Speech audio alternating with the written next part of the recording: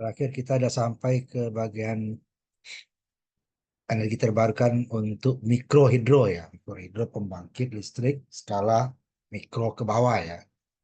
Mini ke atas itu termasuk PLTA, dia dia tidak termasuk energi terbarukan karena dia rubah lingkungan ya. Mikrohidro itu dia tidak ada perubahan lingkungan atau sangat kecil ya. Nah, sekarang kemarin sampai kita itu ke mempromosikan mikrohidro. Sebenarnya kalau kasus di Indonesia itu sebagian besar adalah pembangkit yang dibangun dengan biaya negara atau CSR dari sumbangan industri atau ada yang dari LSM gitu ya.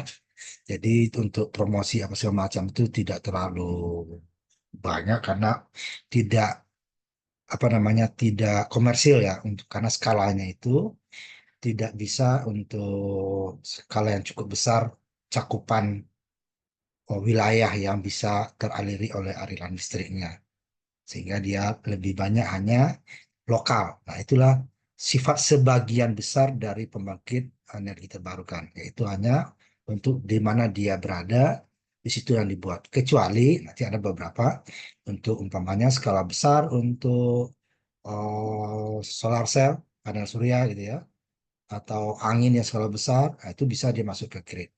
Tapi itu biayanya sangat mahal biasanya ya. Itu biasanya adalah perusahaan-perusahaan besar, sama dengan pembangkit biasa. Atau nanti panas bumi ya. Nah, panas bumi itu biasanya yang kendalanya adalah lingkungan. Nah, Indonesia sekarang lagi hangat itu pembangkit panas bumi di Nusa Tenggara Timur ya. Padahal sudah ada yang sebelumnya sudah ada. Nah, jadi ada permasalahan dan sampai sekarang masih pro kontra ya, sehingga ditunda itu. Padahal potensinya itu tuh cukup besar ya, sangat besar malah bisa untuk mengaliri listrik se Nusa Tenggara Timur itu kalau dia potensi yang tadi digunakan ya. Ada sisa itu ya, bisa untuk apa industri segala macam. Tetapi kendala lingkungan, kemudian penerimaan masyarakat itu agak susah ya. Padahal dia tidak memerlukan apa namanya wilayah yang luas ya, wilayah yang luas hanya beberapa 1 2 hektaran ya untuk satu pengeboran itu ya. Tapi kemudian masih banyak kendala ya. Kalau mikrohidro, kendalanya itu adalah emang sungai-sungai yang berada di daerah-daerah tangkapan air tersebut ini memang terbatas ya.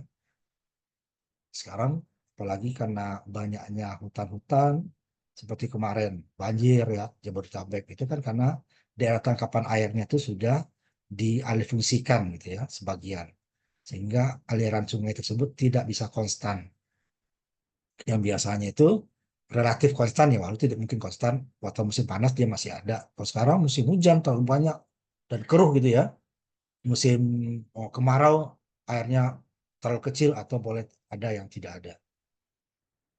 Nah, itu jadi masalah nanti di energi terbarukan.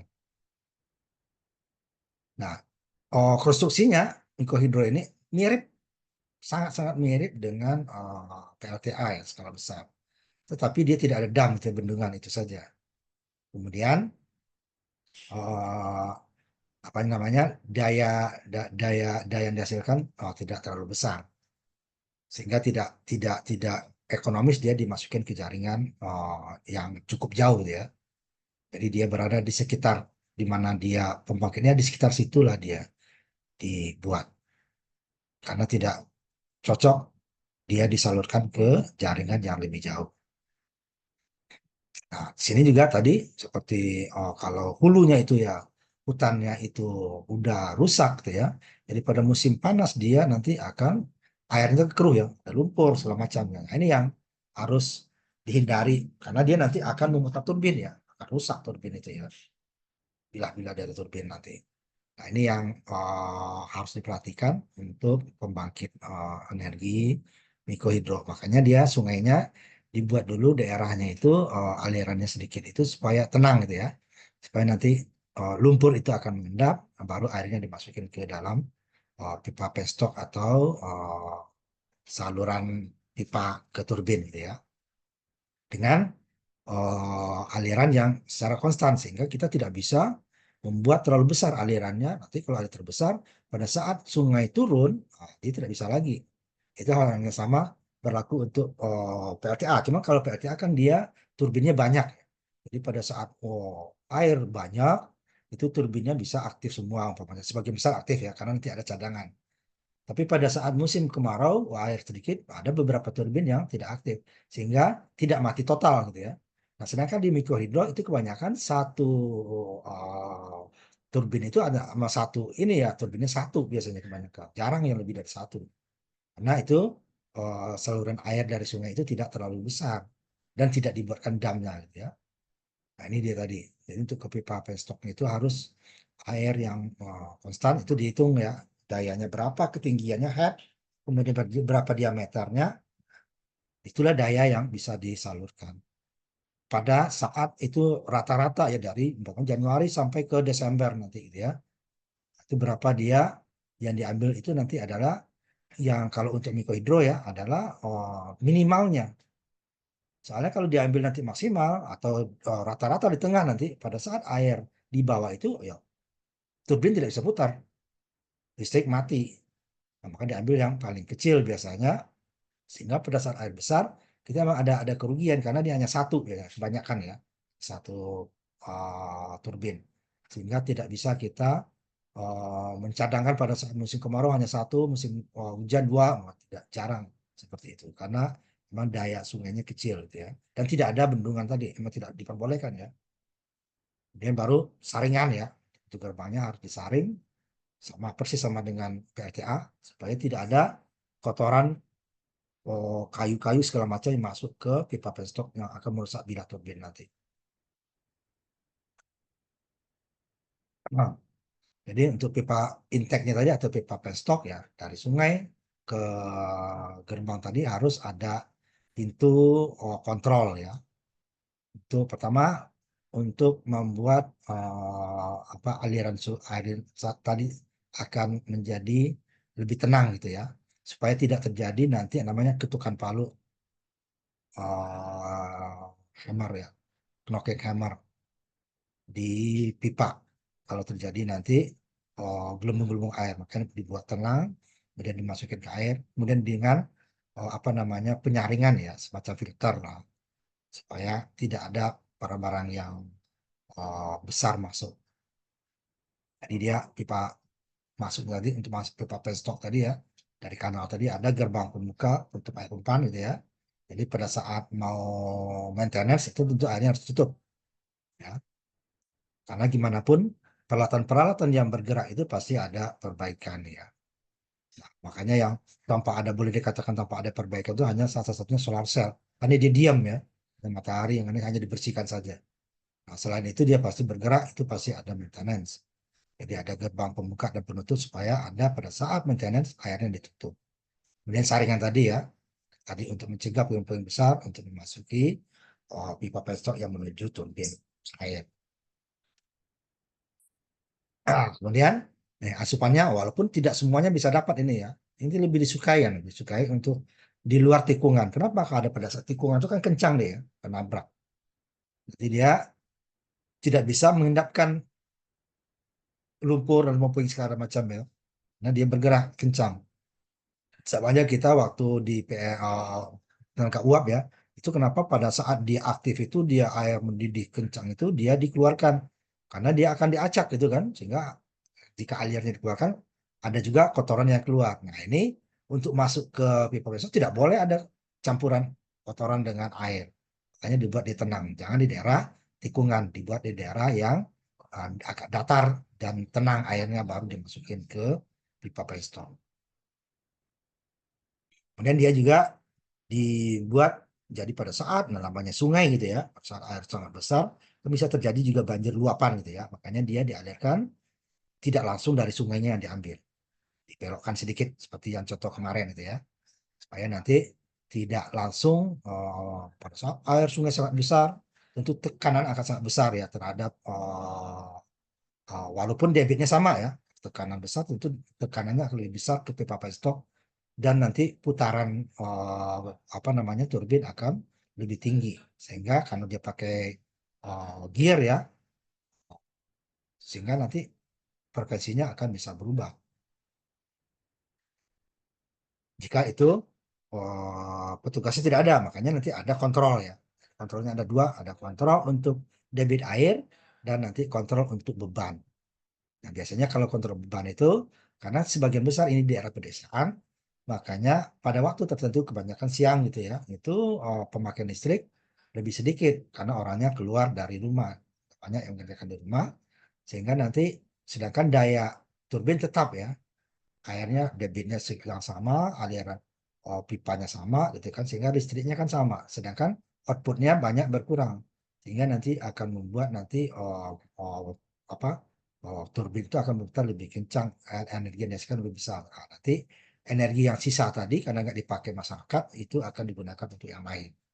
Itu secara beban. Kalau secara inputnya berarti pengaturan air ke penstock atau pipa itu harus diatur, gitu ya, diatur karena itu biasanya pada saat aliran sungai lebih besar gitu ya.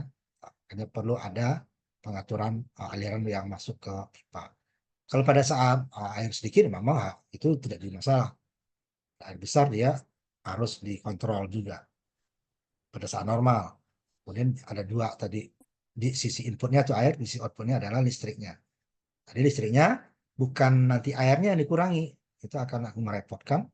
Jadi daya yang bersisa tadi yang lebih tadi akan digunakan untuk kepentingan lain. Seperti umpamanya untuk industri-industri kecil gitu ya. Makanya dia tidak bisa berbarengan industri penggerak industrinya dengan kebutuhan masyarakat. Pada saat masyarakat tidak menggunakan, itu baru digunakan. Karena sumbernya hampir semua energi terbarukan ya, kecuali yang skala besar seperti tadi angin atau panel surya ya, skala besar itu dia sudah masuk ke grid ya, ke jaringan nasional. Kalau ini kan tidak, sehingga dia eh, masyarakat lah yang menyesuaikan kemampuan pembangkit. Kalau pembangkit kan besar tidak, jadi jika ada kebutuhan daya dia bisa menambah ya. Kalau sini tidak, jadi masyarakatnya dikasih berapa? Tidak bisa. Nah, jadi kalau ada kegiatan di luar itu berarti ada yang tidak menggunakan seperti pada saat masyarakat tidak di rumah umpamanya sebagian besar gitu ya pergi ada anak-anak sekolah orang tuanya ke pasar atau ke ladang atau ke sawah gitu ya sehingga energi listrik tidak digunakan sehingga itu bisa digunakan untuk yang lain tanpa kita mengurangi input daripada air ke turbin. Ini contohnya tadi. Jadi kalau sungainya ada, jadi tidak langsung dari sungainya ya. Jadi dialirkan ke kanal dulu, semacam aliran kecil gitu ya. Kemudian dibuat tempat yang datar untuk airnya tenang. Baru dimasukin ke pipa penstop. Walaupun apa dengan tetap penyaringan ya. Jadi pada saat mau air besar, jadi kan lewat sini sebagian ya. Tapi ke sini dia relatif sama. Kemudian pada saat air turun, nah ya dia sebagian besar dia ke arah pembangkit. Air besar dia. Kalau ini langsung dari sungai, ini sangat besar tekanan turbin akan tinggi. Sehingga putaran dia akan berbeda. Ya, walaupun debitnya sama, tekanannya akan lebih tinggi. Sifat air itu ya. Sehingga nanti putaran turbin akan melebihi dari yang diinginkan. Ya di mana 1.500 sampai 3.500 ya tergantung nanti apa namanya generatornya apa 4 kutub atau 2 kutub sehingga dia tidak boleh berlebih jadi harus dikontrol airnya nanti di sini kan lebih sedikit kontrolnya dari operator ya karena dia airnya sudah relatif sama yang masuk walaupun air sungai besar karena pada bulan tertentu kan sering hujan gitu ya. Tapi kalau di daerah tangkapan air itu pengaruh terhadap sungainya tidak terlalu besar biasanya karena banyak diserap oleh lingkungan. Tapi jika lingkungannya tidak baik atau mulai alih fungsi gitu ya, bukan ke tanaman lagi, itu bisa pada musim hujan terlalu banyak, pada musim kemarau dia terlalu sedikit. Nah, itu tidak cocok untuk pembangkit uh, mikrohidro ya, karena pada bulan-bulan tertentu bisa tidak ada air yang cukup ya, walaupun mungkin sungainya masih ngalir, tapi tidak ada air yang cukup untuk menggerakkan turbin karena dia tidak ada waduk atau dam ya. Ini contoh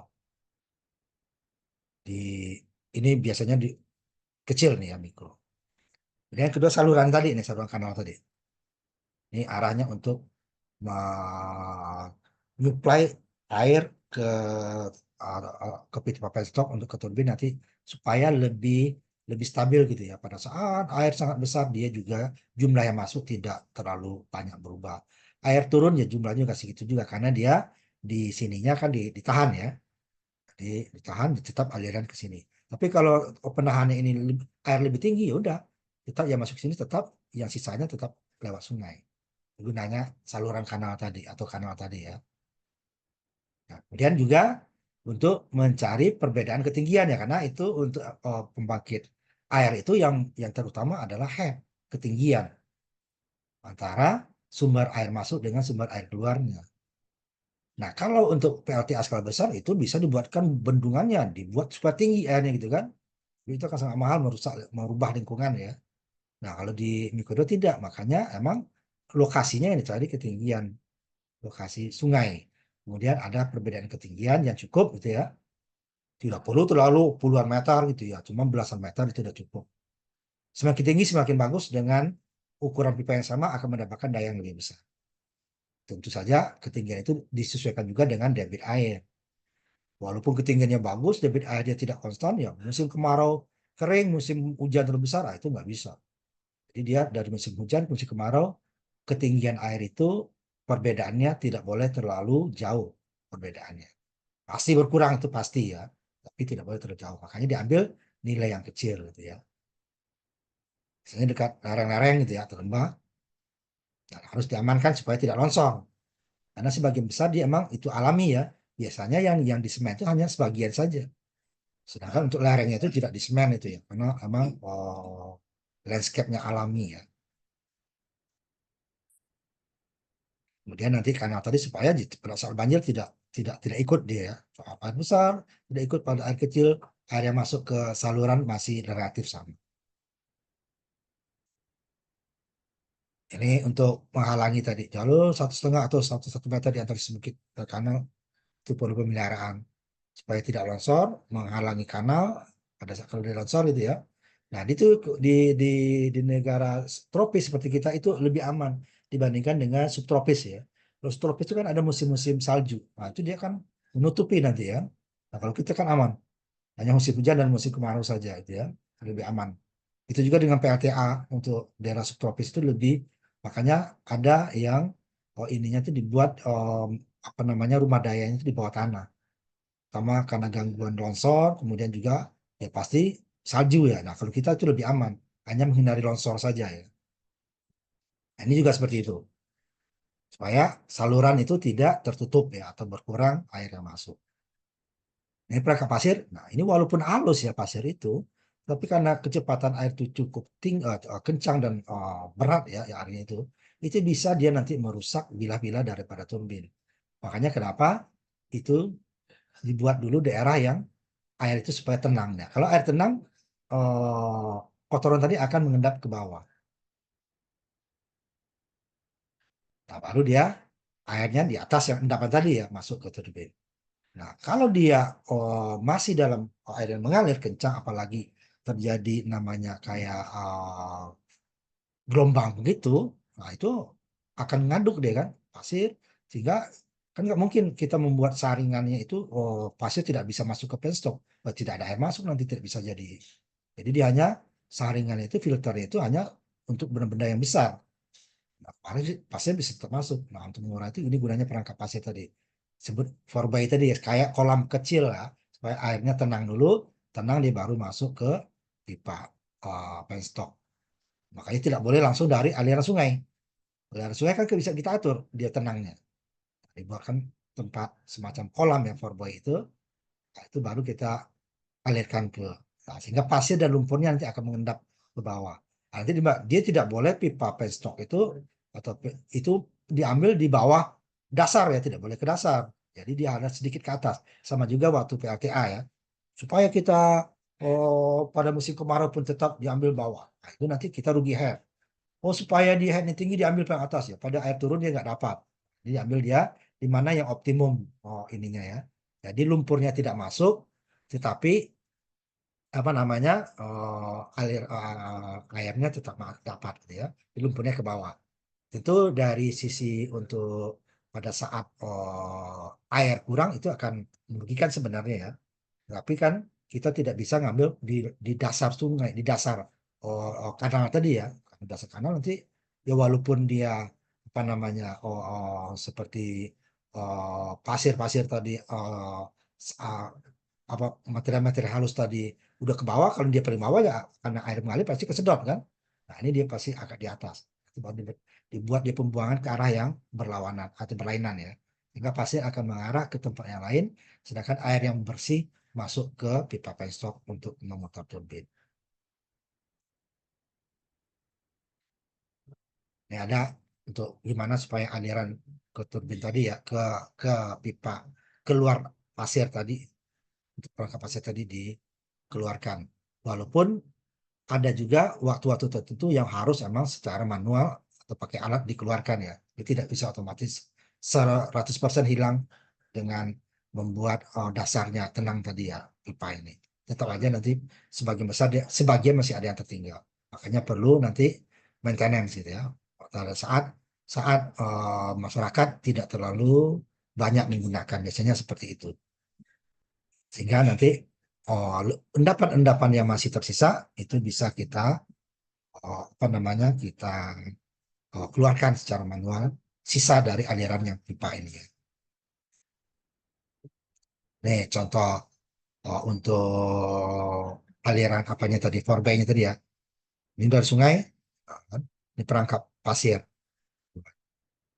Nah, ini pipa penstoknya tidak boleh di dasar sini. Nah, dasar sini nanti dia kan ya, aliran pasir ikut ini akan masuk ke sini, dibuang dengan pipa-pipa ini ya. Nah, di sini juga akan ada nanti sininya ya, kontrol pertama ininya nih, rak penyaringannya, kemudian juga penutup dan pembuka untuk saat nanti terjadi maintenance. Jadi ah, ini aman dari banjir, kemudian lumpur atau endapan tadi, kalaupun masuk ya sangat minimal lah gitu ya. Tidak mungkin ya kita ini 100% hilang ya. Namanya dia dari air ya. Tapi dia kalau dengan air tenang pasti apa endap itu akan ke bawah. Kalau di PLTA ininya jauh lebih tinggi ya. Tinggi karena dia dibuatkan dam. Kalau ini kan tidak bisa tinggi kita. Airnya nggak masuk nanti kan tidak ada dam. Ini nggak berbeda dengan sampah tadi ya. Ini untuk menenangkan air, kemudian untuk menyaring sampah-sampah dan mengendapkan lumpur-lumpur tadi gitu ya. Lumpur. Walaupun nanti lumpur itu tetap saja tidak bisa dia dengan pipa ini akan 100% hilang ya. Tetap akan ada apa maintenance secara reguler. Nah, karena ini tidak terlalu tinggi, ini dengan mata mata biasa bisa kelihatan. Oh, ini udah banyak, bisa dicek ya. Beda dengan PLTA, itu kan sangat bisa, dia dalamnya bisa sampai di atas 100 meter kan. Gimana melihat endapan di bawah kan. Apalagi bendungan-bendungan kita sebagian besar itu ada bukan hanya untuk PLTA, ada juga untuk apa, peternakan ikan gitu kan. Peternakan ikan itu kan dikasih makan. Nah, makannya itu pertama dari makannya saja tidak akan 100% kemakan sama ikan, pasti ada yang tidak kemakan, jadilah sampah dia, jadilah endapan. Kemudian juga kotoran ikan jadilah endapan gitu kan. Kemudian aliran sungai, kan ini adalah aliran sungai masuk. Nah, makanya di waduk-waduk besar itu juga ada nanti pengurukan gitu ya. Ini sama, ini cuman dia lebih kecil. Nah, dan disaring itu tadi ya. Nih. Sehingga yang masuk ke pipa pesok tadi, puing-puing sudah kesaring di sini. Tapi yang namanya pasir itu masih sebagian akan ada. Makanya tetap nanti di apa namanya, turbin airnya tetap ada maintenance ya. Bila-bila turbin itu pasti akan ada masa ausnya. Jadi dia akan memblok semaksimal mungkin sampah yang menuju ke pertama ke tempat penampungan tadi, kolam tadi ya, Port Bay tadi ya. Port Bay tadi. Sini. Jadi tidak ada ya. Pertama yang besar dulu ya, itu lebih gampang. Karena gimana kan sungai itu kan walaupun tidak melewati pemukiman ya namanya sampah kan tetap masuk karena dia dari luar hutan gitu ya. Apalagi nanti yang ada yang sungai itu lewat ada apakah pemukiman ataukah peternakan ataukah pokoknya ada ya kegiatan itu semakin besar sampah itu akan masuk. Kemudian dia juga mudah untuk dibersihkan ya karena dia harus sering dibersihkan kalau tidak nanti aliran akan terbatas malah akan memblokir malah aliran air itu walaupun masuk tidak sanggup apa dayanya tidak kuat untuk mutar turbin. Nah, ini harus dia mudah dibersihkan dan mudah di diakses gitu ya. Diakses. Contoh ini forbanya tadi. Tadi tinggi supaya tenang kan. Di bawahnya baru masuk ke apa namanya ke turbin lewat piston. Nah, ini pipa pesat bahasa kitanya atau penstock adalah pipa yang mengalirkan air dari penampungan tadi menuju turbin untuk supaya dia memutar turbin ya. Itu pipa penstock istilahnya. Kalau bahasa Indonesia buku menyebutnya pipa pesat gitu ya. Di mana dia akan mengalirkan air dengan perbedaan ketinggian. Nah, perbedaan ketinggiannya itu di pembangkit PLTA ada kita bahas ya. Bahwa perbedaan ketinggian itulah yang lebih besar daya yang dihasilkan dibandingkan debit. Walaupun dia kan tetap ya berbeda.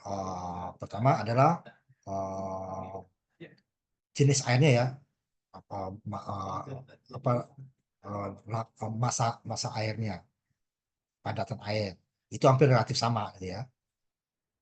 Kemudian dikali dengan head ketinggian untuk dapatkan dayanya dikali dengan debit airnya atau Q-nya nanti ya.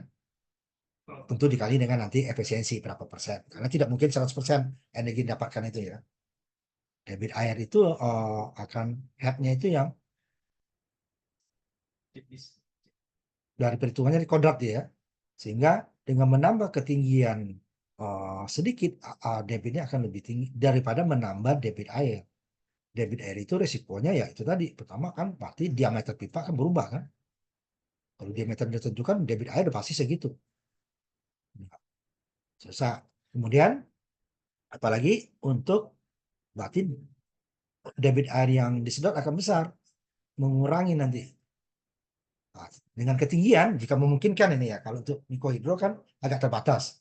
Makanya kenapa PLTAP itu dibuat tinggi. Bukan debitnya yang dibuat besar, pipanya dibuat besar ya. Dengan menambah ketinggian dia akan menghasilkan daya yang lebih besar dibandingkan dengan menambah debit air. Apalagi kalau PLTA menambah debit air akan menguras cadangan air lebih cepat, gitu kan? Karena air yang sudah jatuh tidak mungkin kita naikkan ke atas. Dinaikkan ke atas energi kita akan rugi. Tidak ada sampai sekarang ya teknologi yang menaikkan air itu nampak lebih ekonomis daripada uh, air yang apa energi yang dihasilkan oleh air tersebut jika dipindahkan ke atas lagi. Tidak ada. Makanya air terbuang ya udah buang.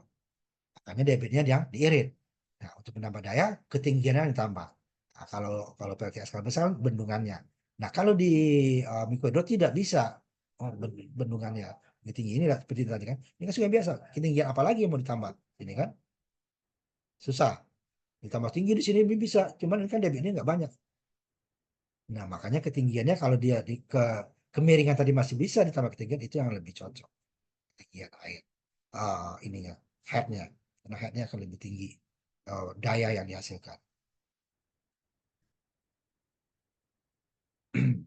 Kemudian ini ada di beberapa stok ini mirip dengan PLTA, ada namanya pipa pernafasan ini untuk mengurangi gelembung-gelembung air. Tapi kalau di Mikuerdo ada juga yang langsung seperti itu ya, karena dia tidak terlalu tinggi, sehingga walaupun masuk itu airnya ada gelembung, dia lebih cepat hilangnya. Tapi kalau pipanya panjang ini akan berbahaya, makanya harus dibuat sehingga mencegah efek vakum tadi ya di dalam pipa. Vakum itu artinya bercampur gelembung udara dengan air, sehingga tidak full ya di dalam pipa itu berisi air. Nah, ini yang akan mengakibatkan nanti ketukan terhadap pipa. Nah, kalau dia besar ini tenaga akan merusak pipa. Nah, ini kenapa pipa pernapasan tadi awal. Di awalnya ada nanti di sini. Di PLT sini nggak digambarkan ya. Di PLT ada dibuat di sini. Pipa pipa kecil ke atas ya. Sehingga buang udara dia. Sehingga yang masuk sini, udara yang tadi masih tercampur sini dia akan kebuang. Sehingga yang masuk sini udaranya, gelembungnya walaupun masih ada itu sangat kecil. Itu gunanya nanti untuk apa namanya pipa pernapasan istilahnya ya, reservoir pipe itu cegah vakum negatif, maksudnya ada vakum negatif gelembung-gelembung air udara di dalam air. Di sebelum turbin juga dipasang pembuangannya ya, di atas biasanya di atas juga, sehingga yang masuk itu sudah agak solid lah airnya ya, di airnya itu lebih apa udaranya itu sudah sebagian besar tidak masuk lagi gelembung udaranya. Kemudian juga ada katup sebelum turbin, biasanya katupnya dua ya, tidak satu. Ini kan ada di atas satu, ada di atas sini satu, nanti pas sebelum turbin juga.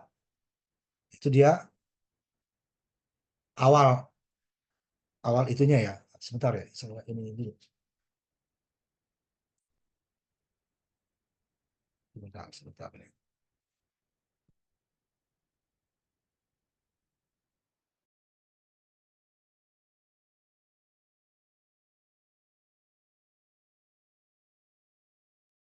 Saya lanjutkan ya.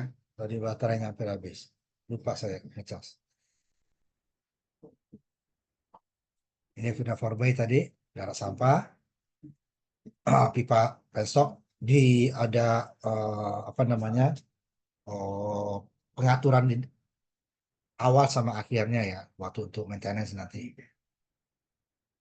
Ini tadi dia water hammer tadi ketukan palu itu ya, itu yang hati-hati. Walaupun dia tidak sebesar PLTA skala besar ya, karena dia pertama jaraknya nggak terlalu jauh ya, pipanya ukuran juga nggak terlalu besar gitu ya, tapi dia tidak akan berpengaruh nanti. Input tekanan ya terus yang melawan dia kan. Ini yang diwanti-wanti untuk apalagi cukup besar ininya ya, atau yang cukup tinggi. Semakin besar dia ini pengaruhnya besar, sangat berpengaruh nanti. Dan dia akan mempengaruhi apa turbin ya, cara turbin. Utama dia untuk pipanya sendiri ya. Ini kalau contoh, ini mirip dengan PLTA ini ya, contoh ininya ya.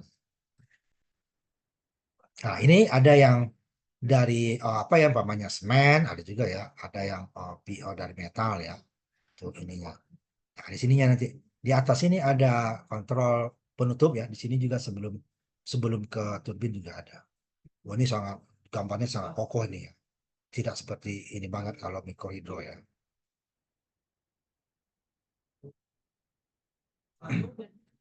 Ini untuk kekuatan tadi karena dia aliran sungai, aliran air yang debitnya cukup berat ya, air ya, air itu kan berat, sehingga dia perlu ininya penopangnya cukup kokoh gitu ya.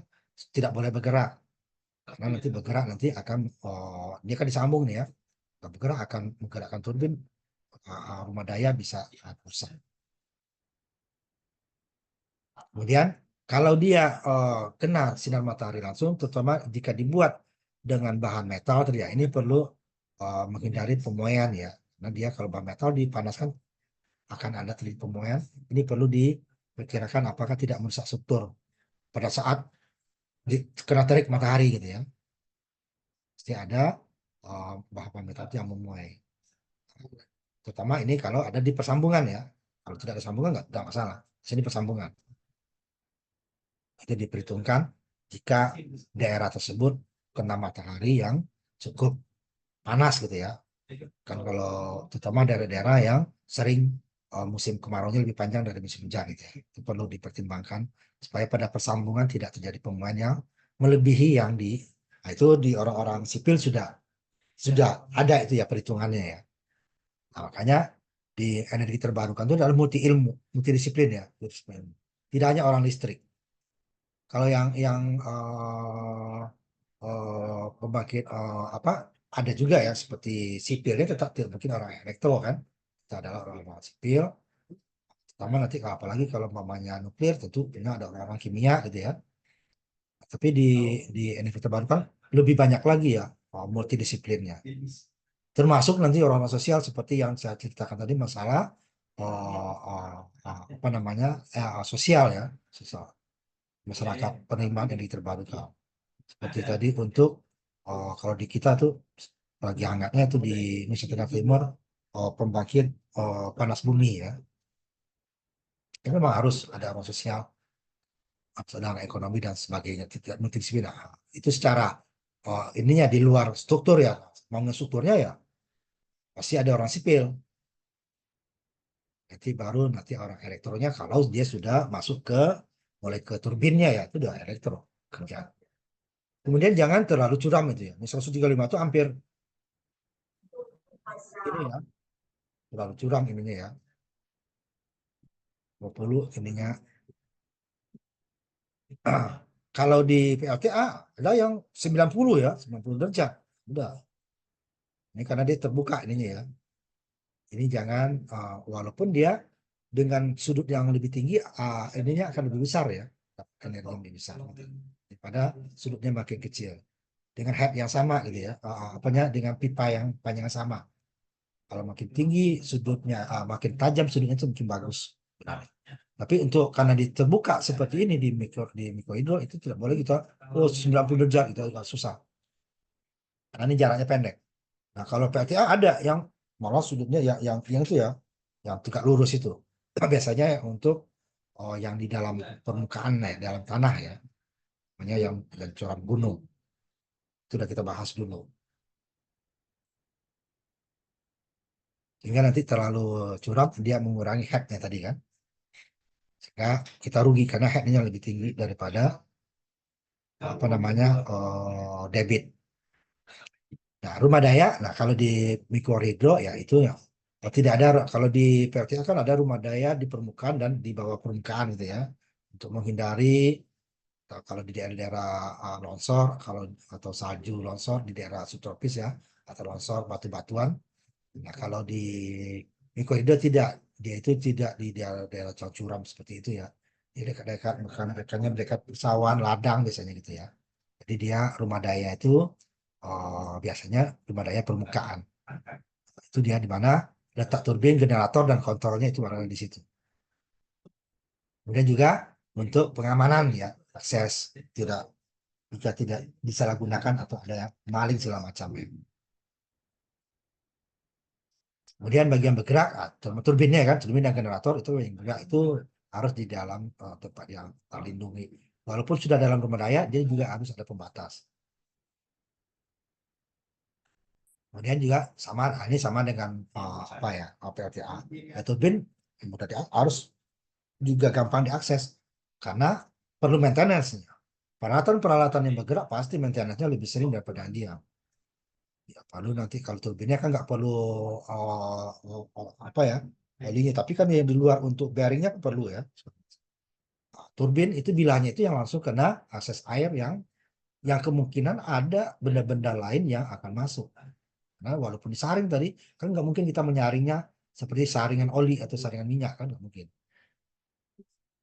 Itu dia tetap ada akses untuk maintenance atau kontrol. Kemudian tidak daerah banjir karena ini udah listrik nanti ya. Generator kan menghasilkan listrik. Jadi dia ketinggian. Jadi pun kalau dia ada air langsung tidak masuk ke rumah daya tapi langsung keluar.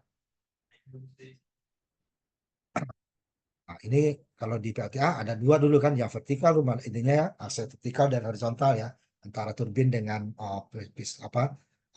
turbin dengan generator. Ya, dia sumbunya itu ada vertikal, ada yang horizontal. Nah, kalau ini dia rata-rata itu dia pakai bel ya, tidak langsung asnya. Kenapa? Nah, kemarin kita bahas bahwa putaran itu tidak akan susah untuk mendapatkan putaran yang diinginkan daripada turbin untuk generator ya. Makanya dipakai bel untuk pakai bearing gitu ya. Sehingga dari yang kecil apanya asnya ke besar gitu ya. Sehingga nanti generator karena listriknya kan ada minimal nih putarannya untuk mendapatkan frekuensi 50 Hz atau 60 Hz. Kalau di Indonesia kan 50 Hz ya. Nanti putarannya itu adalah 1.500 sampai 3.500 untuk apa namanya dua kutub atau 4 kutub generatornya. Kalau kutubnya banyak, putarannya lebih kecil. Tapi harus mendapatkan frekuensi 50 Hz. Nah, itu untuk putarannya itu kan ada perhitungannya itu rumusnya 120 dikali frekuensi dibagi dengan kutub ya. Nah, itulah putaran yang minimal. Kalau kutubnya dua, tentu putarannya lebih kecil. Kalau putaran empat ya, baginya lebih besar, lebih besar yang dua dibandingkan yang empat itu kutubnya kan. Kutubnya kan genap biasa, dua empat. Kebanyakan empat, ada yang dua, ada yang empat gitu ya. Nah, kalau dengan empat itu putaran kita lebih kecil ya. Tapi tetap tidak dapat langsung putaran turbin ya. Nah, makanya pakai belt. Ini kalau roda yang besar sini kan, ini kecil, berarti kan putaran generator akan lebih tinggi dari putaran turbin kan, as turbin ya. Jadi pakai belt. Ini yang tadi kontrol tadi katup. Walaupun di atas sudah ada kontrol juga ya, tetap di bawah ada. Jadi di waktu pengisian ini tidak boleh langsung. Jadi tutup dulu. Masukin air kita belan, kemudian dikeluarkan, lihat apa gelombang air, ada nggak gelombang-gelombang udara di bawah. Baru nanti setelah full tenaganya baru dibuka. Nah, baru ini pembuangannya, tail race-nya buangan setelah dia memutar turbin, airnya ini akan menjadi air buangan, tidak boleh ditahan. Kalau ditahan dia akan nanti menghalangi putaran turbin, kayak rem dia kan. Jadi sama aja kita, umpamanya kita jalan di tanah dengan di air kan lebih pelan kan, itu kan kayak rem. Ini sama, hanya di air yang dibuang, tail race-nya ya.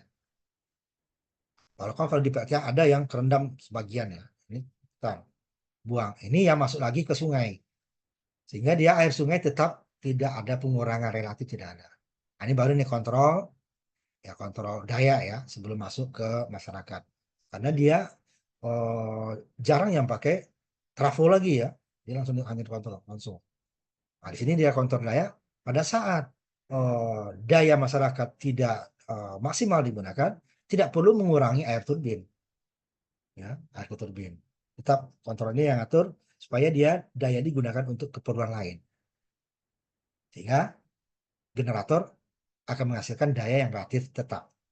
Nah, pada saat masyarakat meningkat permintaannya, yang digunakan untuk keperluan lain tadi dikurangi. Nah, sifatnya daripada dibuang kan, dibuang kan sayang. Nah, dari energi emang banyak kebuang seperti tadi ya. Ini ada ini dibuang nggak dari energi. Kecuali ada beda ketinggian, ini jarang biasanya. Nah, biasanya kalau kalau PLTA bisa bertingkat seperti ya PLTA kita ya dari Jatiluhur, sebelum Jatiluhur itu kan ada Cirata, ada Saguling di atasnya kan. Jadi di atas Cirata dapat, Saguling dapat, baru Jatiluhur. Baru kumpulan Jatiluhur nggak ada lagi karena nggak ada head lagi ya ketinggian ya. Baru akhirnya digunakan untuk keperluan pemain pertanian, untuk minum dan sebagainya. Nah kalau ini kan tidak, dapat head berikutnya itu susah. Mungkin jauh lagi sungainya di bawah mungkin, tapi udah biasanya makin jauh ke arah bawah itu makin mendekati pemukiman, itu makin susah untuk kontrol airnya. Ini tadi TLRS ini saluran buangan. Kita habiskan aja ini ya sampai nunggu habis sholat Isya, nanti langsung kita tutup ya. Ini TLRS buangan sama dengan PLTA ya. Nah, dan PLTA itu yang memerlukan juga biaya pembuatannya, karena dia rumah dayanya itu tidak semuanya bisa langsung TLRS dibuang. Nah, kalau di mikrohidro biasanya ini kan di pinggir sungai tadi ya, buat langsung dibuang lagi ke sungainya. Hanya dicari beda ketinggiannya saja, tidak memerlukan biaya yang lebih besar lagi. Nah, dia harus masuk lagi ke sungai sehingga debit air sungai akan relatif tetap karena tidak ada dam atau bendungan. Kembali lagi ke sungai itu dia. Kemudian peralatan listrik mekanik.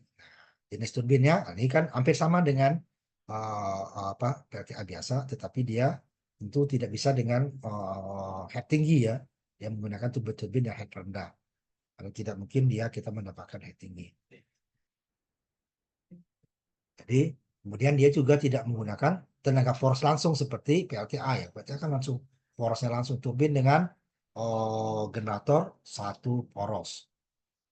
Kalau yang vertikal gitu ya, kayak yang horizontal, yang vertikal tentu dia pakai gear juga ya.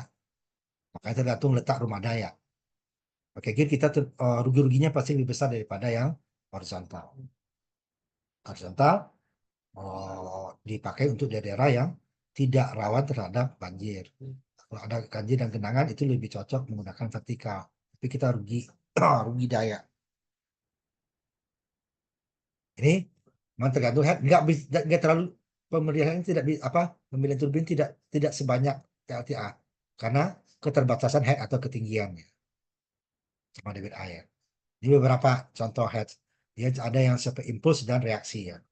Nah, kalau yang apa mikrohidro ini itu sebagian kebanyakan apa impuls ya. Jadi air langsung mutar. Teknologinya sederhana. Jadi air menimpa bilah turbin, turbin dihubungkan ke as yang bergerak, udah bergerak deh kan. Ini beberapa contoh. Ini banyak kan impuls ya, tidak reaksi.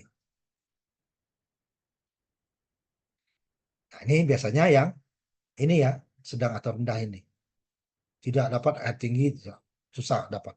Bahkan susah. Kalau untuk mikrohidro ke bawah tidak. Ini mini ke atas nih ya. Mikro ke bawah itu dia malah ada yang cross flow paling rendah. Ini ya. Kalau propeller agak berbahaya ya, rusaknya. Ya kan kalau propeller itu kayak baling-baling, baling-baling kapal, apa kapal pesawat ya. Itu ini beberapa jenis. Tidak banyak pilihannya ya. Impuls dari ASI sudah kita bahas di PLTA. Kalau impuls adalah dia airnya nampak bilahnya langsung. Kalau reaksi adalah air yang keluar. Jadi kalau di impuls ini yang bilahnya runner ya, bergerak ya bilahnya. Kalau di reaksi dia biasanya tidak ada reaksi murni. Biasanya impuls plus reaksi plus impuls. Karena nanti dari reaksi ini kan dia keluar dari nozzle-nya karena kayak kita pipa inilah ya apa namanya pembangkit apa pemadam kebakaran itu kan tekanan tinggi itu, jadi kalau nggak dipegang ujungnya kan bergerak ya kan. Nah ini yang digunakan reaksi keluar dari nozzle dia pakai nozzle kalau ya reaksi ya akan menggerakkan dihubungkan ke as yang bergerak tadi. Nah kemudian semprotan dari nozzle tersebut disemprotkan lagi ke impuls tadi ya ke bilah yang berikutnya ya bukan sama. Jadi dua. Kalau reaksi murni tidak ada rugi. Biasanya reaksi ini ada reaksi dan impuls. Tapi kalau impuls bisa dia sendiri tanpa reaksi. Ini lebih sederhana struktur pembangunannya, pembuatannya daripada reaksi. Reaksi itu dia harus air masuk ke nozzle karena semprotan air yang kencang sehingga dia akan bergerak. Kayak itu tadi pipa apa namanya selang pemadam kebakaran kan coba dia kan kalau dipegang itu bergerak gitu. Atau kita selang di rumah kalau cukup kencang airnya kan dia akan bergerak. Nah, ini dia yang reaksi. Jadi dia karena hasil reaksi keluar air dari nozzle-nya yang menggerakkan. Jadi nozzle-nya ini bergerak. Kalau impuls tidak, dia tetap menyemprot atau langsung air terjun dia langsung ke bilah turbin. Nah, itu perbedaannya ya. Ya biasanya yang untuk pembangkit mikro itu dia impuls karena lebih sederhana pembangunannya. Kalau untuk bilah reaksi nanti dia bilahnya terbenam ya dalam air karena disemprot ini. Ya kan impuls itu ya dorong ya pokoknya ditabrak sama semprotan air langsung asnya berputar. Nah, berputar asnya dihubungkan ke bearing untuk dibuat apa tadi ya nih, kecepatan yang lebih tinggi dari yang bear ini ya lebih tinggi ke yang lebih kecil ini supaya dapatkan putaran generator yang lebih tinggi, tidak tidak as langsung nih ya. Makanya jarang yang menggunakan reaksi. Ini akan lebih kompleks ya pembangunan turbinnya. Kalau impuls itu sederhana, kayak bila biasa saja ya.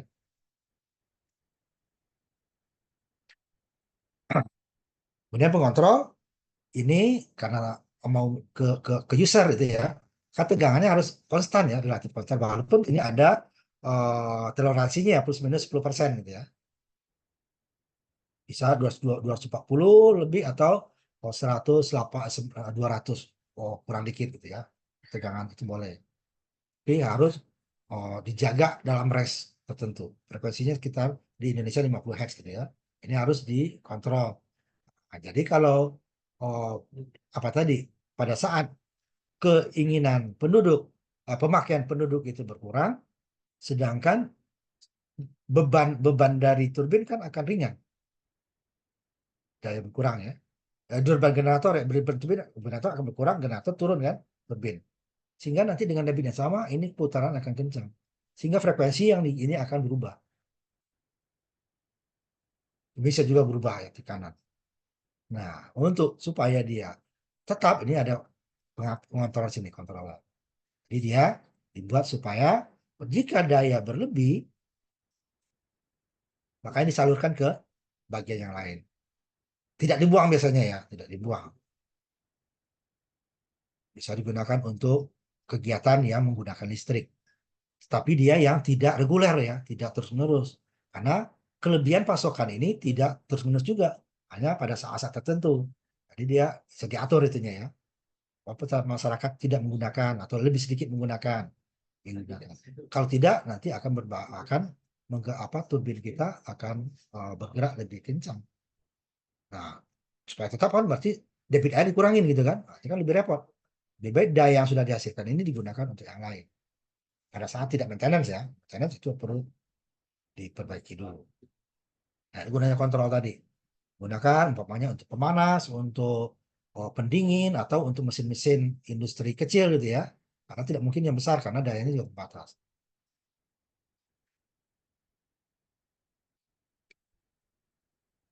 Ini dia tidak poros langsung ya. Ini bukan masalah besar karena mesin menggunakan poros langsung.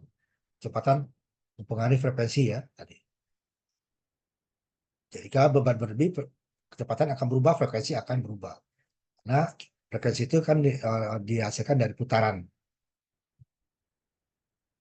Sehingga perlu daya yang berlebih tadi dikurangi. Kurangi ada dua cara. Pertama, inputnya yang dikurangi, atau nanti bebannya disalurkan ke yang lain. Nah, biasanya lebih banyak disalurkan ke yang lain. Karena dia daya itu memang nggak berlebih banyak ya dari kebutuhan masyarakat.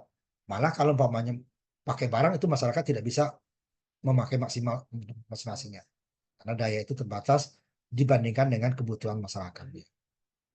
Nah, contohnya tadi. Nah ini kan nggak bisa kita atur. Yang bisa kita atur adalah debit airnya sama daya yang dihasilkan sini. Jika berlebih ya. Jika kurang tidak bisa ditambah. Ini kalau berlebih yang bisa diatur berlebih. Kalau kurang ya nggak bisa. Masyarakat yang akan ini kan. Umpamanya saat air kecil gitu ya. Jadi dayanya turun. Jadi masyarakat tidak bisa, oh minta lebih nggak bisa. Tapi jika masyarakat pemakaiannya kurang, sini berlebih daya pada saat normal, yang berlebih ini bisa digunakan kayak ini kontrolnya. Karena di sisi user tidak bisa kita kontrol. Kita hanya bisa mengontrol daya maksimal masing-masing user. Masing-masing berapa? Nah, di sini tidak bisa seperti pembangkit biasa karena sumber yang terbatas sehingga emang user juga dibatasi. Tidak bisa, oh saya tambah daya itu untuk energi terbarukan seperti mikrohidronya nggak bisa. Boleh dikatakan nggak bisa ya, sangat. Kecuali ada yang pindah segala macam itu mungkin bisa. Tapi itu kan nggak besar pengaruhnya ya. Tidak bisa untuk menambah daya atau menambah user itu akan sangat susah. Karena ini relatif dia tetap ya, tidak bisa kita tambah. Karena skalanya tadi. Itu hampir untuk yang skala-skala kecil gini ya, hampir semua energi terbarukan seperti itu. Ya, lebih mudah seperti ini pengendalian elektronik. Ini biasanya membuka biaya lagi kan. Lebih mudah tadi adalah dayanya tadi bebannya dibuang tadi seperti panas dan sebagainya. Sehingga masih berguna kan.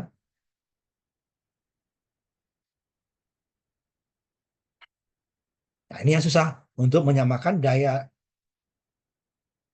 dalam dan keluarannya, input dan outputnya gitu ya, nggak bisa. Karena apa yang bisa kita kontrol itu adalah daya daya dalamnya ini yang dihasilkan ya. Untuk yang dikeluarin itu tergantung maksimalnya bisa diatur. Tetapi untuk pengendaliannya susah karena itu tergantung user. Nah, kenapa di yang pembangkit-pembangkit itu ada beberapa teman kalian yang membahas masalah ketidakseimbangan beban. Nah, karena user itu susah untuk dikontrol. Tapi ada batasnya itu ya. Yang bisa dikontrol adalah kontrak daya masing-masing berapa kita kasih dia. Bisa. Sehingga nanti itu seimbang hanya dalam pada kontrak daya ya. Tapi pemakaian tidak bisa kita atur seimbang karena masing-masing user penggunaannya waktunya bisa berbeda-beda. Tapi daya maksimalnya pasti bisa diatur. Tapi makanya timbullah nanti namanya ketidakseimbangan beban. Karena pengontrolan user, apalagi di industri kan, Industri kan yang besar itu industri ya. Rumah tangga biasanya nggak tuh. Susah dikontrol. Jadi yang dikontrol itu adalah kalau beban berlebih disalurkan kemana. User tidak bisa untuk dikontrol. Nah, ini yang tidak bisa dihandle oleh sebagian besar pembangkit energi terbarukan, terutama skala kecil. Permintaan daya lebih banyak dari pasokan. Permintaan ini disesuaikan dengan pasokan. Nah, kalau energi konvensional itu bisa, karena dia terdiri dari banyak pasokan gitu ya. Pembangkitnya banyak, kemudian oh, kebutuhan biasanya pasokan itu lebih dari kebutuhan. Kenapa? Karena ada maintenance segala macam nanti. Ada yang lossnya pasti ada ya, rugi-ruginya. Sedangkan pada mikrohidro ini susah, tidak bisa kita untuk menambah. Jadi yang disesuaikan adalah permintaan menyesuaikan pasokan. Bukan pasokan bisa memenuhi penambahan permintaan. Dia mengurangi bisa dia permintaan berkurang itu lebih lebih bisa, tapi bertambah tidak.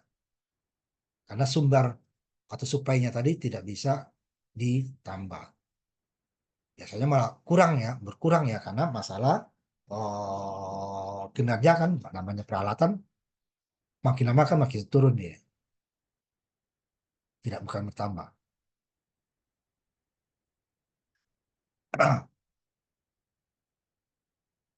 Ini tadi jenis pengontrol beban lebih banyak dia ke beban tadi ya. Karena koneksi ke konsumen itu susah diatur sehingga kita pada saat konsumen tidak membutuhkan atau banyak yang tidak membutuhkan sehingga kerjanya generator lebih ringan sehingga nanti putaran turbin akan bertambah sehingga nanti frekuensi dan amplitudo bisa naik sehingga dia bebannya dikontrol supaya digunakan untuk yang lain. Bukan inputnya yang dikurangi ya. Nah, kalau inputnya dikurangi mana? Ya pada saat masyarakat butuh itu tidak otomatis dia langsung naik gitu ya, perlu waktu juga. Walaupun tidak selama ini ya uap ya, tapi perlu waktu. Nah, kalau dengan koneksi ke beban tadi, udah tinggal diputus bebannya masyarakat langsung dapat.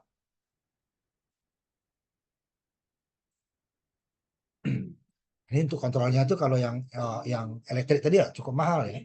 Makanya banyak ini langsung dia ke ini aja kontrol semacam switch dia ya.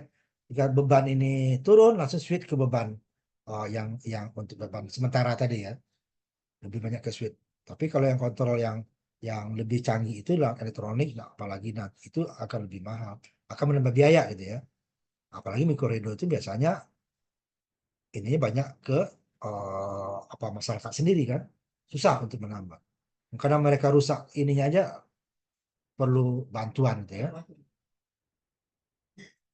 Jadi kontrol-kontrol yang sederhana. Ini seperti heater atau untuk pompa air atau untuk air di rumah tangga gitu ya, atau untuk kepeternakan air bisa digunakan supaya pada saat permintaan dari masyarakat turun atau pengering gitu ya. Ini dari tadi dia dari daya pada saat konsumennya turun permintaannya ya udah daya tadi digunakan untuk yang lain. Tetapi pada saat konsumen membutuhkan lebih nggak bisa. Makanya dayanya udah dikontrol gitu ya. Daya maksimal berapa masing-masing konsumen? Tidak bisa dia lebih. Karena pembangkitnya tidak bisa menambah. Berkurang iya, nambah nggak bisa. Karena masalah umur gitu ya. Nih, beberapa contoh aja.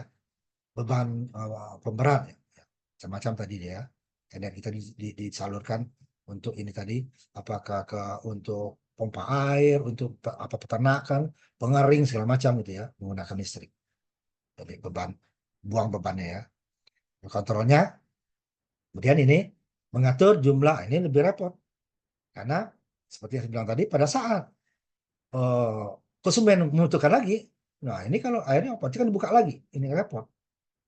Makanya ini jarang digunakan dengan mengontrol air, biasanya dengan membuang atau menggunakan daya yang berlebih tadi ke peralatan listrik lainnya yang membutuhkan. Kalau dari sumber yang ini pada saat konsumen naik lagi ini butuh waktu. Tidak serta-merta dia ya. Tapi kalau ini dayanya udah sama kan, tinggal ini di stop langsung ke sini dia. Tapi kalau ini dinaikkan lagi, ini susah debit airnya. Karena di sininya mikrohidro itu biasanya kebanyakan ya hampir semua hanya satu pembangkit, satu turbin, satu generator. Nah, kalau di PLTA kan banyak. Oh, daya turun. Ya, jadi beberapa turbin dimatikan. Turbin yang lain nyala. Jadi pada saat tambah daya, ya nyala turbin yang lain. Kalau ini kan turbinnya satu. Jadi salah satu cara adalah mengurangi debit air. Nah, debit air memang daya akan berkurang, tetapi pada saat masyarakat membutuhkan lagi, perlu waktu lagi dia. Tidak serta-merta seperti, kalau listrik kan serta-merta kan kita pindah switch kan langsung ya. Ini pindah switch. Switch saja. Dari daya ke masyarakat atau daya yang digunakan sementara untuk keperluan lain yang bermanfaat gitu ya. Kontrol daya ini aliran air akan susah dan itu jarang digunakan. Ini tadi contohnya tadi prinsip kontrol tadi. Jadi pada saat normal dia nanti ke konsumen gitu kan. Oh, jika pembangkit lebih besar dari konsumsi gitu kan. Kemudian jika aliran air berkurang sehingga pembangkit sama dengan konsumen ini yang ini kan. Pada saat berlebih dia digunakan untuk keperluan lain. Maka untuk pompa air, pemanas, pendingin segala macam ya. Tapi biasanya yang bukan terus menerus ya. Kalau pendingin kan terus menerus ya. Untuk kalau enggak nanti dia rusak yang didinginkan. Biasanya untuk keperluan yang tidak kontinu. Karena konsumen kan setiap saat bisa berkurang bisa lebih gitu ya. Ini kalau yang jarang kontrol manual itu lebih biasanya pakai switch ke beban ya. Kalau yang manual ini kan perlu perlu operator yang standby. Nah, padahal kan dia tidak perlu standby ya. Lanjutkan sedikit lagi ya ininya. Terlebih tadi ini, ini adalah jumlah daya yang digunakan dan dibagi untuk jumlah daya yang tersedia. Nah, ini yang tidak bisa ditambah-tambah jumlah jumlah daya yang mau digunakan itu ya. Karena yang tersedia itu relatif tetap. Berkurang iya ya, tidak tidak. Makanya dia untuk daya-daya yang terbatas. Nah, pada saat dia banyak menggunakan, baru digunakan yang lain. Tapi itu kan tidak terus-menerus. Hanya insidentil atau waktu-waktu tertentu. Tidak seperti teknologi mengandalkan sumber bahan bakar mahal ya, seperti bahan bakar minyak sebagainya. Bagi tenaga air adalah gratis. Gratis emang, tapi sumbernya tidak bisa dijamin juga 100% tetap sepanjang. Dan apalagi untuk mendapatkan dia ada perbedaan ketinggian atau height tadi ya yang diperlukan. Tidak semua tempat ada. Nah, sehingga daya kita untuk menambah daya lagi, oh bangun lagi ini ada satu di sebelahnya atau di bawahnya bangun lagi itu susah, tidak semudah itu. Kalau pembangkit PLTA bisa karena dia bisa bikin waduk sehingga apa namanya turbinnya tuh banyak gitu ya, sehingga saat air berlimpah dia bisa banyak atau saat kebutuhan masyarakat banyak dia bisa banyak. Pada saat air berkurang bisa sebagian ditutup gitu ya. Dengan melayani kebutuhan daya pokok saja umpamanya. Nah, seperti itu dia ya. Nah, seperti tadi jika umpamanya bisa irigasi air pada saat energi digunakan sedikit gitu ya, sehingga sedangkan daya yang tetap bisa digunakan. Kemudian pompanya berhenti pada saat masyarakat membutuhkan. Seperti itu dia penggunaannya. Berarti pemanas air. Nah ini kalau pemanas penyimpanan ini susah. Panas itu disimpan agak susah ya. Yang mudah itu adalah listrik.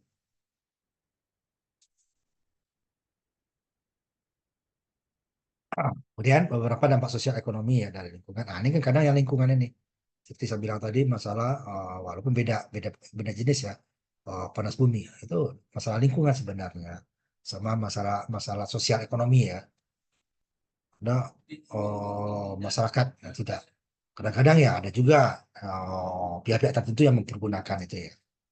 Padahal itu sangat karena energi listrik itu sangat berpengaruh terhadap perkembangan ekonomi. Karena untuk menaikkan 1% PDB itu ya, produk nasional bruto itu, GDP bahasa Inggrisnya itu perlu berapa persen kenaikan daya listrik. Kalau tidak itu percuma, tidak akan naik itu perekonomian. Ini banding skala besar, ekonomi akan jauh lebih kecil ya. Tetapi daya dasarkan juga kecil. Dampak ekonominya juga tidak sebesar PLTA skala besar. Karena dia tidak bisa mengcover kebutuhan industri yang lebih banyak gitu ya. Dia hanya memanfaatkan industri pada saat-saat tidak masyarakat tidak menggunakan. Itu banyak contoh kita desa binaan misalnya seperti di Gunung Halus seperti itu. Pada saat masyarakat tidak menggunakan bisa dia menggunakan untuk pengolahan karena daerah pertanian ya pertanian yang lainnya. Tapi pada saat masyarakat menggunakan, sudah industrinya istirahat sebentar. Masyarakat sepi lagi dia kerja lagi. Nah seperti itu dia. Di penggilingan, pertanian itu ya, kopi atau segala macam itu bisa digunakan. Karena dia kan tidak terus-menerus ya, seperti industri besar. Kalau industri besar itu emang dia malah kerjanya bisa 24 jam. Shift dia pegawainya. Kenapa? Mesin-mesin besar itu tidak seperti mesin kecil ya. Mau dibutuhkan di starter, nggak bisa. Dia perlu waktu. Sehingga dia mesinnya itu bekerja terus-menerus. Orangnya yang shift ya, kebanyakan untuk mesin-mesin besar ya. Itu juga nanti untuk kalau diesel besar, itu tidak serta-merta nyala, itu butuh waktu. Nah, sedangkan di mikrohidro ya sumbernya terbatas, tidak bisa. Jadi yang berganti adalah pada saat kebutuhan primer masyarakat ya sekundernya jadi industri sekunder jadinya dihentikan dulu. Primer berkurang sekundernya nyala. Nah seperti itu deh ya. Atau umpamanya karena dia tengah malam umpamanya kebutuhan industri nggak mungkin orang kerja malam di pedesaan. Masyarakat juga kebutuhannya kecil. Itu digunakan untuk yang tadi seperti pompa air, pendingin dan segala macamnya ya. Nah, ini untuk di masyarakat pedesaan umumnya ya. Jadi yang tadinya bisa mengurangi beban kerja anak-anak atau wanita sebenarnya masyarakat lah sebenarnya. Yang tadi dia mereka menggunakan kayu ini bisa menggunakan listrik ya. Sehingga nanti lingkungan juga lebih aman. Kemudian tenaga kerja itu bisa mengerjakan yang lain daripada dia mencari kayu bakar contohnya ya. Kemudian keamanan lebih terjamin ya karena makin terang ya pada malam hari. Kemudian juga masyarakat terutama anak-anak juga lebih produktif untuk belajar dan masyarakat seperti umumnya nih ya, bukan hanya anak-anak. Kemudian juga penerbangan malam hari di jalan dan semacamnya ya. Dan kebutuhan untuk informasi seperti televisi, radio itu lebih mudah, handphone. Kemudian juga untuk kesehatan.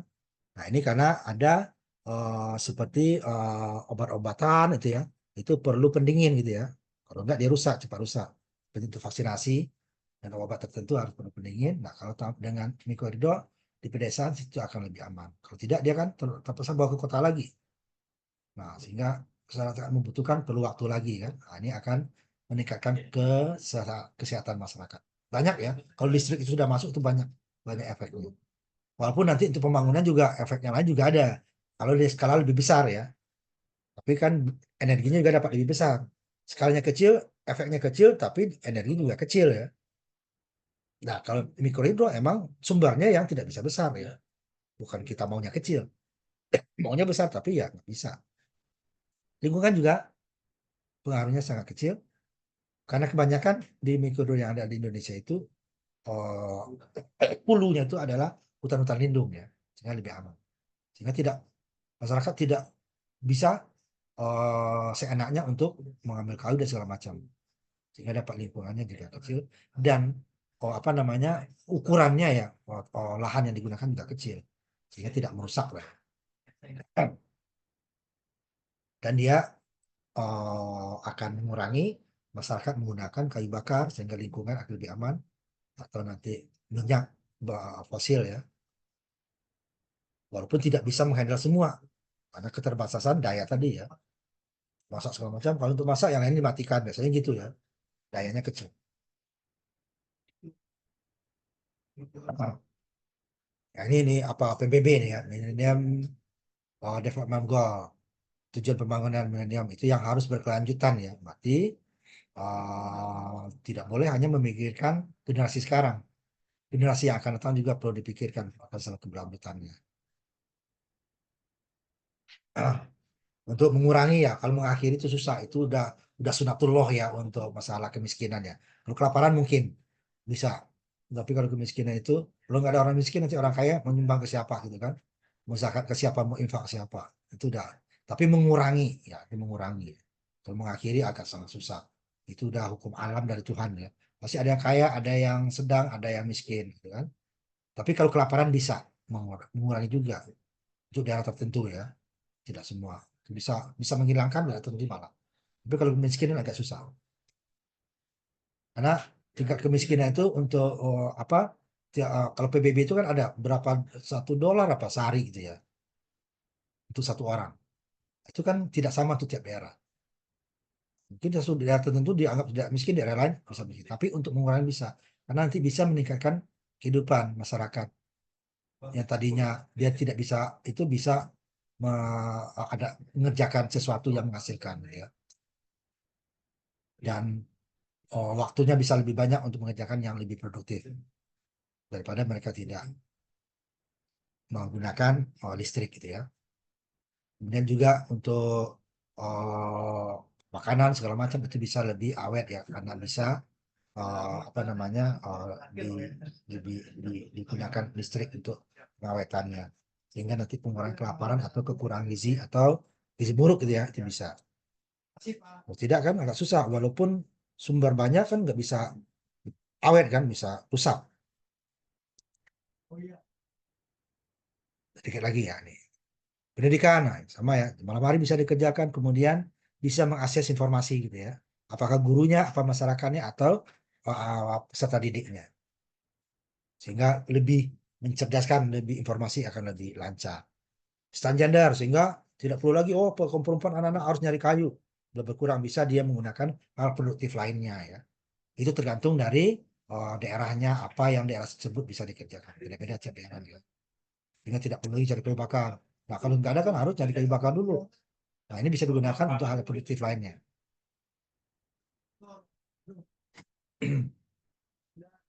Kemudian bisa membuka peluang baru. Yang tadi umpamanya tokonya sampai sore, sekarang bisa dibuka warung sampai malam. Ini yang kesehatan ibu dan anak tadi ya. Masalah eh, lebih higienis, karena tidak ada debu-debu dari sisa pembakaran gitu ya, lebih berkurang. Kemudian juga masalah ke rumah sakitnya itu lebih peralatannya akan lebih terjamin ya, karena listrik ada.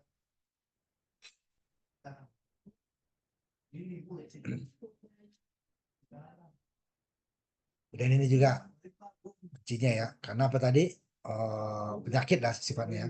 Karena masyarakat makin mendapat informasi yang makin banyak, sehingga kampanye atau informasi dari pemerintah akan mudah sampai gitu ya, daripada secara manual petugasnya datang gitu kan.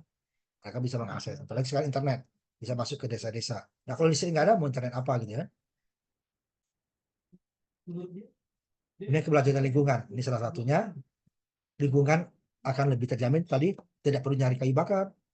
Lingkungan masyarakat pasti akan menjaga lingkungannya, karena untuk supaya airnya, sungainya tetap mengalir dengan aman gitu kan. Nah, saling menjaga jadinya, daerah aliran sungai akan terjaga dari reboisasi, karena masyarakatnya tidak perlu lagi dia mencari kayu bakar. Kemudian mereka lebih care lah ya, lebih peduli terhadap lingkungan sungainya, karena mereka membutuhkan air untuk menggerakkan turbin untuk dapat listrik. Sehingga nanti ini kemitraan itu bisa, sehingga nanti produksi masyarakat meningkat, sehingga bisa dia kelebihan kebutuhan mereka dari kebutuhan akan bisa dijual ke daerah lain. Ini ada juga kelemahannya. Jika ini udah umum ya, satu daerah maju pasti orang akan datang ke sana. Nah, sedangkan sumber listriknya nggak bisa ditambah kan, atau susah untuk ditambah, sehingga nanti ini bisa mengakibatkan negatifnya juga ya. Kalau di tadi maju daerahnya listriknya ini kebutuhan masa terpenuhi, kemudian ekonomi mulai berjalan, pasti akan datang pendatang yang dari daerah yang kurang gitu ya. Nah ini ada dampaknya yang perlu. Sedangkan untuk mendapatkan pertama lingkungannya akan makin banyak. Sedangkan tadi daerah pertanian bisa jadi perumahan gitu kan. Tadinya daerah resapan air bisa menjadi tidak resapan air lagi, sehingga nanti pasokan air ke sungai akan berkurang. Sedangkan pada saat listriknya tidak bisa ditambah lagi kan, yang tadi naik bisa turun lagi. Ini bisa dampak negatif yang harus diperhitungkan. Kalau skala besar bisa ya menampung. Nanti akhirnya ya flora fauna di sekitarnya akan bisa rusak.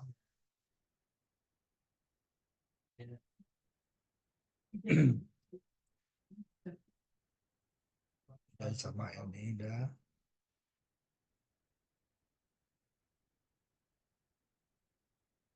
Ya, untuk Bikoido yang berkelanjutan itu agak susah ditambah gitu ya. Dia hanya lebih untuk masyarakat yang jumlahnya relatif tetap. Nah, sedangkan di mana-mana penduduk biasanya bertambah gitu ya. Tambah, bukan berkurang. Kecuali ada yang migrasi ya. Tapi seandainya tidak terjadi migrasi, itu penduduk itu biasanya bertambah. Sedangkan energi untuk didapatkan tadi tidak bisa karena keterbatasan debit air dari sungai. Nah, makanya perlu lagi tambahan apa namanya energi lainnya gitu ya. Kalau tidak pasti akan tidak cukup. Sudah ini aja terbatas, kemudian masyarakat akan apa namanya jumlah masyarakat bertambah, ya pasti kebutuhan naik kan. Sedangkan listriknya tidak bisa tambah. Jadi perlu lagi ditambah seperti kalau di kita lebih mudah ya karena kita daerah tropis, umpamanya tambah energi matahari. Cuman seperti biasa energi matahari tidak ada jaminan pada malam hari gitu kan. Pakai baterai bisa, cuman kan baterai itu umurnya lebih pendek ya dan memerlukan biaya yang lebih besar.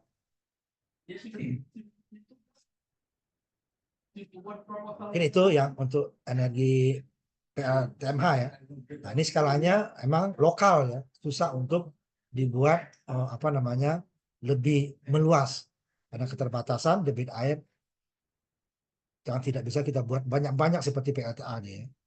Itulah mikrohidro banyak kemiripannya dengan air, tetapi PLTA ya, tapi dia juga tidak bisa dianggap sebagai PLTA karena PLTA bisa menyimpan ya, menyimpan dulu.